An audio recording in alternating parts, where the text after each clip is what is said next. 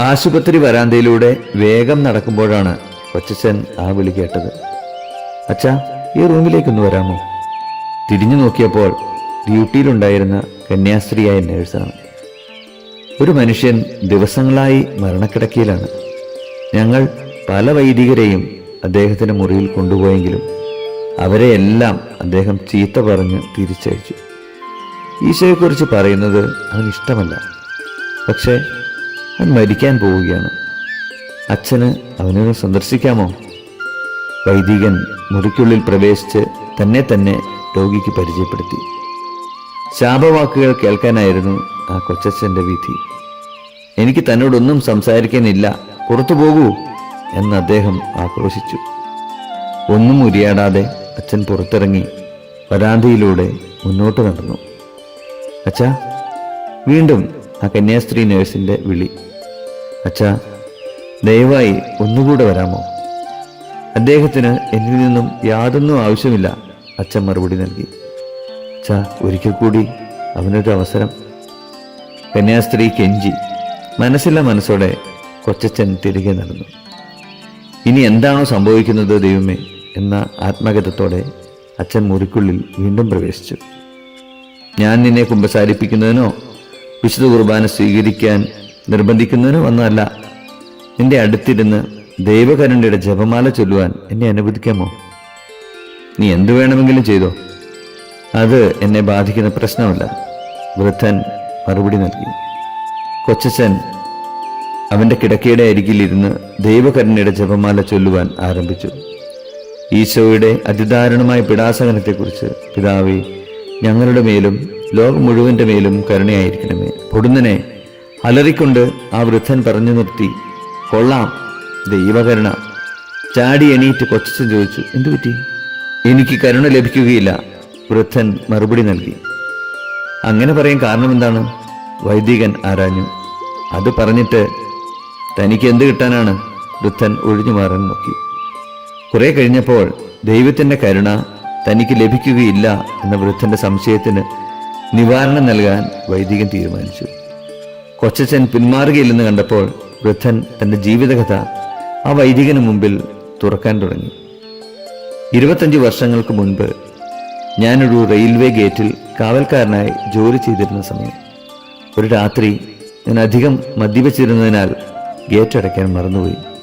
അതിനിടയിൽ ട്രെയിനും വന്നു. ഒരു ഭാര്യയും ഭർത്താവും അവരുടെ 3 കൊച്ചുകുട്ടികളും അടങ്ങുന്ന ഒരു കുടുംബത്തിന്റെ കാർ ട്രെയിൻ വരുമ്പോൾ ട്രാക്കിലുണ്ടായിരുന്നു. എൻ്റെ അശ്രദ്ധ നിമിത്തം അവരെല്ലാവരും തൽക്ഷണം കൊല്ലപ്പെട്ടു. അതെൻ്റെ ഭാഗത്തു നിന്ന് സംഭവിച്ച വലിയ തെറ്റായിരുന്നു. അതുകൊണ്ട് ദൈവം എന്നോട് ഒരു ദയയും കാണിക്കില്ല. എനിക്കായി നരകം കാത്തിരിക്കുന്നു. വൈദികൻ തൻ്റെ കൈകളിലെ ജപമാലയിലേക്ക് നോക്കി വെറുതെ ഇരുന്നതേയുള്ളൂ.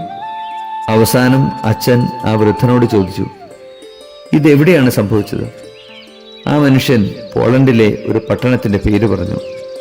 പുരോഹിതൻ മുഖമുയർത്തി ആശുപത്രി റൂമിലെ ക്രൂശിത രൂപത്തെ നോക്കി പറഞ്ഞു, 25 വർഷം മുമ്പ് എൻ്റെ അമ്മയും അപ്പനും എൻ്റെ ഇളയ 3 സഹോദരങ്ങളെയും കൊണ്ട് ഒരു യാത്രയ്ക്ക് പോയി.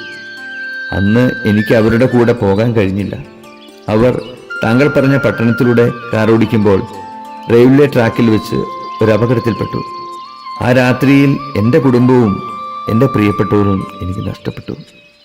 അടുത്ത വാക്കുകൾ രോഗിയായ ആ മനുഷ്യന്റെ മുഖത്ത് നോക്കിയാണ് കൊച്ചച്ഛൻ പറഞ്ഞത്. എൻ്റെ സഹോദര, ദൈവം താങ്കളോട് ക്ഷമിക്കുന്നു. ദൈവം മാത്രമല്ല, ഞാനും താങ്കളോട് ഹൃദയപൂർവ്വം ക്ഷമിക്കുന്നു. ദൈവത്തിൻ്റെ കാരുണ്യം തനിക്കുണ്ടെന്ന് ആ മനുഷ്യൻ അപ്പോൾ തിരിച്ചറിഞ്ഞു. അയാൾ ഹൃദയം പൊട്ടി കരഞ്ഞു. കുറച്ചു കഴിഞ്ഞപ്പോൾ പുരോഹിതൻ ആ മനുഷ്യനോട് ചോദിച്ചു, താങ്കളുടെ കുമ്പസാരം കേൾക്കാനും കുർബാന നൽകാനും എന്നെ അനുവദിക്കുമോ? നിറമിഴികളോടെ സമ്മതം മൂളിയ ആ വൃദ്ധനെ വൈദികൻ കുമ്പസാരിപ്പിക്കുകയും വിശുദ്ധ കുർബാന കൊടുക്കുകയും ചെയ്തു. 2 ദിവസം കഴിഞ്ഞു ആ രോഗി മരിച്ചു. ദൈവകരുണ വിജയം വരിച്ചു. കഥ ഇവിടെ തീരുന്നില്ല. രോഗിക്ക് വിശുദ്ധ കുർബാന നൽകിയ ശേഷം കൊച്ചച്ഛൻ തന്നെ റൂമിലേക്ക് പറഞ്ഞുവിട്ട കന്യാസ്ത്രീയെ അവിടെയെല്ലാം അന്വേഷിച്ചു. പക്ഷേ അവളെ കണ്ടെത്താൻ കഴിഞ്ഞില്ല. ആശുപത്രി അധികൃതരോട് കന്യാസ്ത്രീയെപ്പറ്റി ചോദിച്ചപ്പോൾ ഞങ്ങൾ ഈ ആശുപത്രിയിൽ കന്യാസ്ത്രീകളെ ജോലിക്കായി നിയമിക്കാറില്ല എന്നായിരുന്നു മറുപടി. വർഷങ്ങൾ കന്യാസ്ത്രീയെ തിരഞ്ഞെങ്കിലും ആ വൈദികന് അവളെ കണ്ടെത്താൻ കഴിഞ്ഞില്ല. ഒരിക്കൽ അദ്ദേഹം വിശുദ്ധ ഫൗസ്റ്റീന താമസിച്ചിരുന്ന വിൽനിയസ് പട്ടണത്തിലെത്തി. അവിടെയുള്ള കന്യാസ്ത്രീ മഠത്തിൽ കുർബാന അർപ്പിക്കാൻ പോയപ്പോൾ ചുവരിൽ സിസ്റ്റർ ഫൗസ്റ്റീനയുടെ ചിത്രം കണ്ട്, ഈ സിസ്റ്ററിനെ ഞാൻ കണ്ടിട്ടുണ്ടെന്നും വർഷങ്ങളായി അവരെ അന്വേഷിച്ച് നടക്കുകയാണെന്നും പുരോഹിതൻ പറഞ്ഞു. അച്ഛന് ആളുമാറിയതായിരിക്കും. ഇത് ഞങ്ങളുടെ സിസ്റ്റർ ഫൗസ്റ്റീനയാണ്. അവൾ 1938 ഈശോയുടെ സന്നിധിയിലേക്ക് പോയതാണ്. മദർ സുപ്പീരിയർ അച്ഛനോട് പറഞ്ഞു. ഇതിനിടയിൽ രോഗിയുടെ മുറിയിലേക്ക് പോകാൻ പറഞ്ഞതും ദൈവകരുണ കൊടുക്കാൻ തന്നെ ഉപകരണമാക്കിയതും സിസ്റ്റർ ഫൗസ്റ്റീനയാണെന്ന് ആ കൊച്ചച്ഛൻ തിരിച്ചറിഞ്ഞിരുന്നു. ദിവ്യകാരുണ്യത്തിന്റെ മഹാവിസ്മയത്തിനു മുമ്പിൽ ശിരസ് നമിക്കാനേ ആ പുരോഹിതന് ആകുമായിരുന്നുള്ളൂ. ഏതു വലിയ പാപിയാണെങ്കിലും നിഷേധിക്കപ്പെടാത്ത ഒന്നാണ് ദൈവത്തിന്റെ കരുണ. ഈ കരുണയുടെ പ്രഭാവത്തിൽ അനുനിമിഷം നമുക്ക് അഭയം പ്രാപിക്കാം.